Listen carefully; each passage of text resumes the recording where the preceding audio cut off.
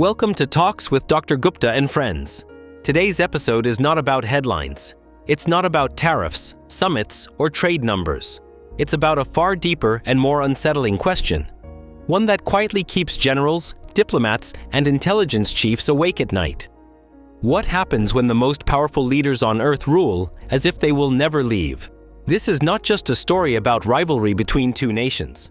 It is a story about power without exit, about systems built around individuals, and about what happens to global stability when leadership becomes permanent, but mortality remains unavoidable.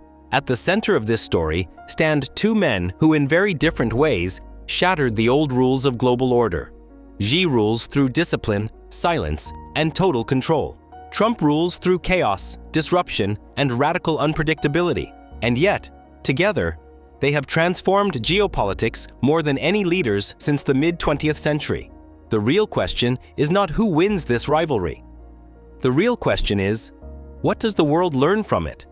And what happens when both men eventually exit the stage?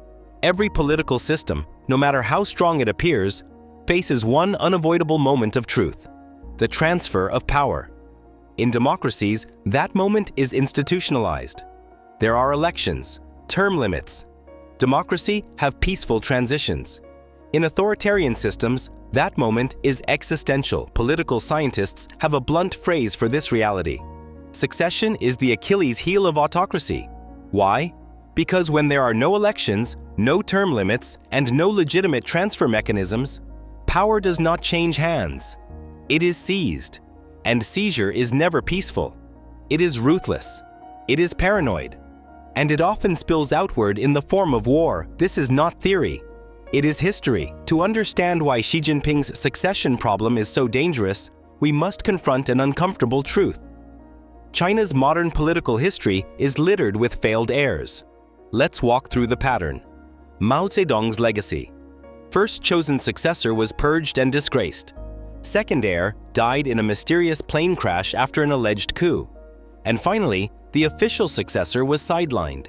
Then came Deng Xiaoping, who restored order, but only after purging rivals and later discarding two of his own hand-picked successors. The lesson inside the Communist Party is brutal and deeply internalized. Being named successor can be a death sentence. This is not symbolic. It is structural. Xi Jinping now holds more personal power than any Chinese leader since Mao. And yet, in doing so, he created the most dangerous succession problem in modern Chinese history. Xi is trapped in what political scientists call the dictator's dilemma. If Xi names a strong successor, then he creates a rival. If Xi names a weak loyalist, then he risks chaos after death. And if Xi names no one, this guarantees a power vacuum. Xi has now chosen the last option, and the result is unprecedented. An aging Politburo standing committee. No groomed next generation. Younger leaders have been sidelined. Total uncertainty beneath the surface. China looks stable, but beneath that surface is strategic anxiety. Why should anyone outside China care? Because internal power struggles in authoritarian systems often externalize conflict. Two deadly mechanisms emerge. Number one, the information problem. In systems ruled by fear, leaders hear only good news. Bad intelligence is suppressed. Risks are underestimated.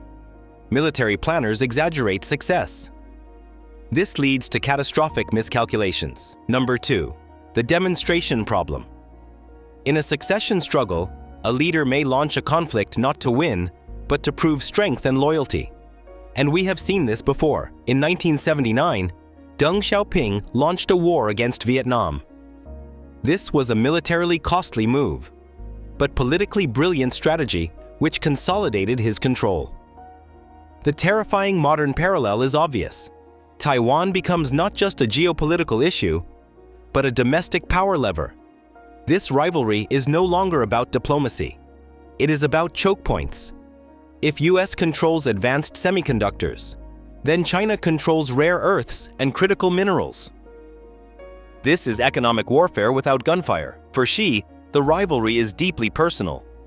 It is tied to China's century of humiliation. Every negotiation is about respect. Equality is non-negotiable. For Trump, leverage matters more than norms. Trump leaving office does not restore predictability overnight. Xi leaving power does not guarantee stability. It may unleash chaos. The rivalry outlives the men. The real question is not who replaces Xi or who follows Trump. The real question is, how does power behave when leaders believe they are indispensable? Because the struggle for power itself, silent, ruthless, unpredictable, may determine the fate of the world more than any treaty ever signed. Happy new thinking.